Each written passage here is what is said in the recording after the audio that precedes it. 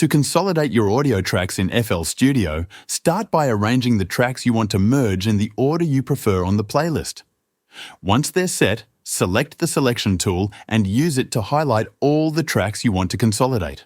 After you've selected the tracks, go to the playlist options. Click on it, then navigate to Tools.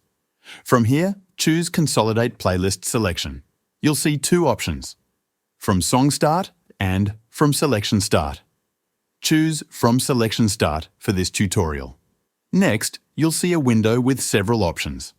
Here, you can adjust how FL Studio handles any audio that extends past your selection. The main options are to keep, cut, or wrap the remainder. You can also make additional adjustments based on how you want your final consolidated track to be set up. Once you've set everything to your preference, click Start. FL Studio will now begin consolidating the selected tracks into one single track. This process may take a moment, depending on the size of your selection. When it's done, you'll see that FL Studio has kept all the original tracks as they were, but it has also created a new merged version of everything you selected. You now have a single consolidated track, and that's it.